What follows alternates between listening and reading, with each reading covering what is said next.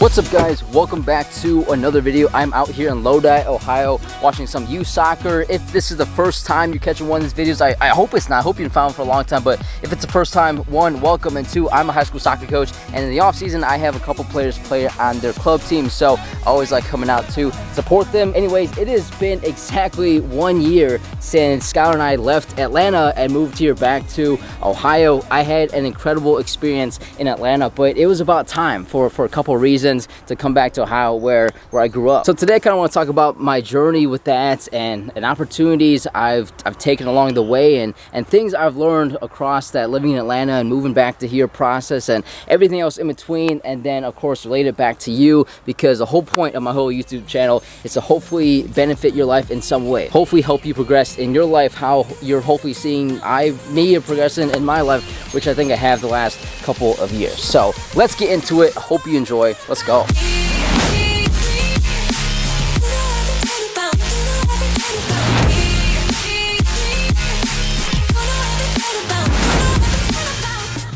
Growing up, I had this huge urge and huge desire to just move by myself to a big city and experience the big city life. I grew up in a small suburb here in Cleveland, and what got me hooked on the city life was actually the show $1 Million Listing. There was a show in New York and a show in LA of these like high-end realtors selling high-end apartments, and I just thought, wow, this big city life looks cool. So ever since I started watching that show when I was like 12, 13 years old, I made it my goal to do this one day. Fast forward a couple years into college, I started interning with this one big accounting firm, and after my internship here in Cleveland, I asked them if they had a spot in Atlanta, just cause I had some family in the area, and I thought, you know, what the heck, I'm not even sure if I'm able to go down there after college, but let's see what happens. They gave me a call and they're like, yeah, we have a full-time spot in Atlanta, do you want it, yes or no? And I was on that call with that HR person, and I told them, yes, let me take it. Fast forward about 1 year after that, I moved to Atlanta by myself, and I started experiencing that big city life immediately, and it was amazing. I had an absolute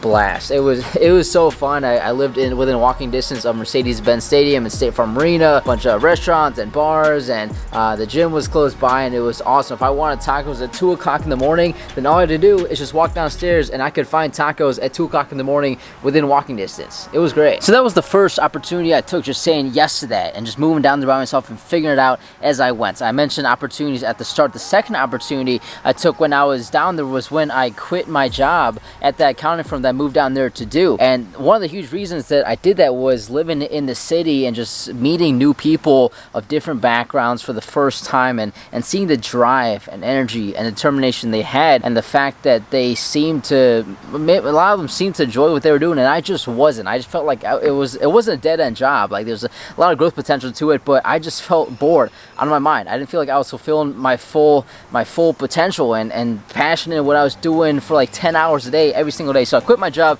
switched to what I'm doing now, and I haven't looked back since. I've been doing that well over 3 years, going on 3.5 years, and I think living in Atlanta and that hardcore, high energy entrepreneurial lifestyle helped me make that switch.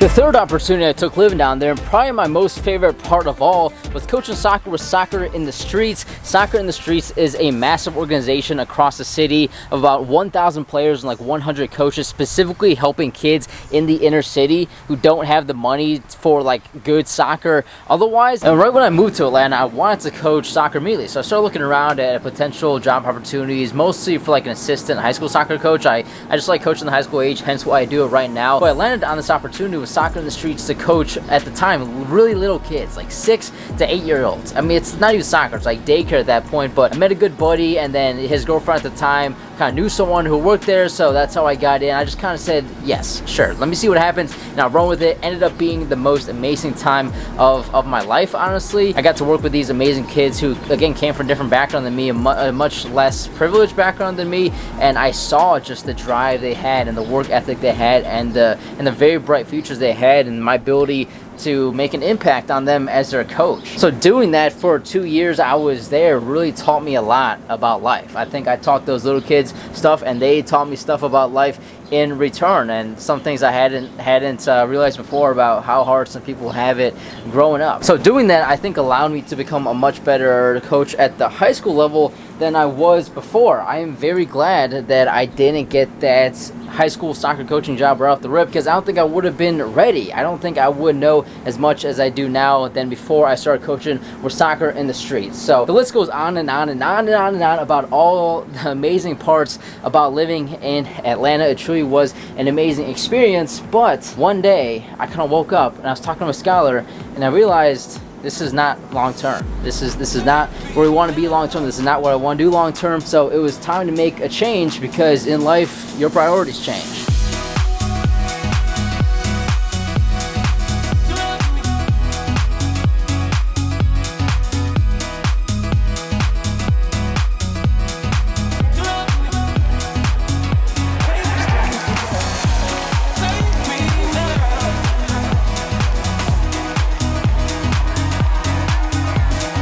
So if you didn't know, Skylar joined me in Atlanta about halfway through the time I was there, and just one day we started waking up and we talking about it's time to go. It's time to do something else. I think we eventually got tired of the big city life. It was great while I and eventually she was there, but I think she opened my eyes that the big city life is not it long term. Like, there's more life out there. Peacefulness is a good thing. Relaxation is a good thing. Not sitting in traffic when you immediately hop in your car is a good thing. But Skylar being from the country just opened up my eyes to, again, a new way of life post big city. And that is, I don't know, like the traditional settle down and have a family, which is what we want to do. We did not want to raise kids in the city. Absolutely not. Even like Metro Atlanta, all throughout Georgia, it was just, it's pretty hectic. It's very expensive. We have saved a lot of money coming here. Like, for example, our 2-bedroom, 2-bathroom apartment here is $100 less than our 1-bedroom, 1-bathroom apartment in Atlanta that was like 400 square feet smaller. And ever since we got back here, I think I've reconnected with my family a little bit. My parents are still here. They're gonna be here for a very long time. She's reconnected with her family. I, of course, started coaching soccer at the high school, which has been an absolute blast.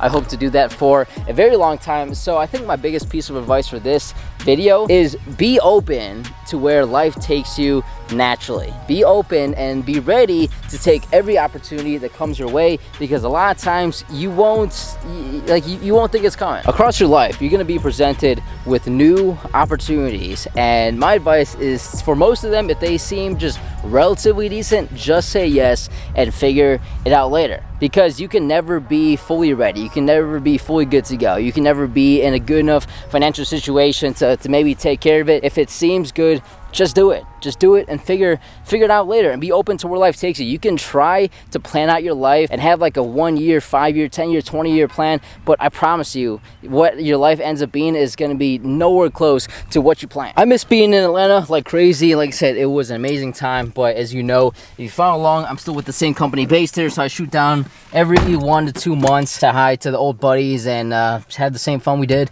when we were living down there. If you're thinking about moving to Atlanta, I would highly recommend it 1000%. I think eventually you will get tired of it like I did, but it was amazing for what it was, and taught me how to grow up, how to mature, how to do things on my own, how to progress my life, how to just be passionate about what I do and work hard in general, as I think any big city will force you to do.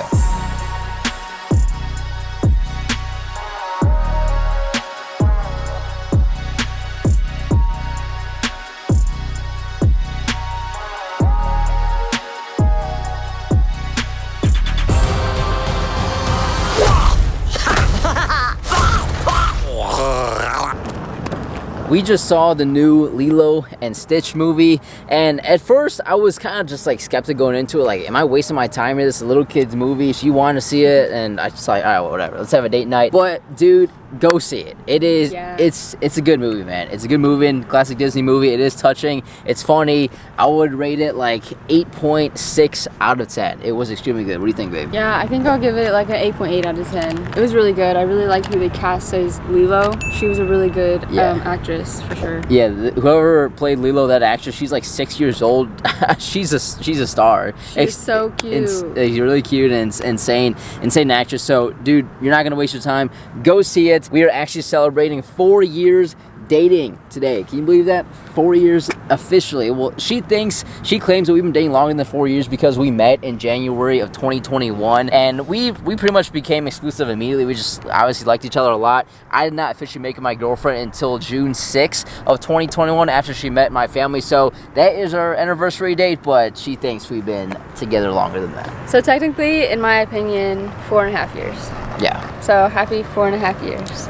I guess so. By the way, totally forgot, shout out to my dude Jamar. So we sat down in the theater, and the dude sitting right next to us came up to me and was like, hey, you do YouTube, right? I'm like, yeah, what's up? And I guess he's been following along. So it's happened a couple times now where a subscriber sees us out in public. I think the last time it happened was right before we left Atlanta, actually. This older dude came up to her in the Kroger, right? And said, aren't you David Quayle's girlfriend?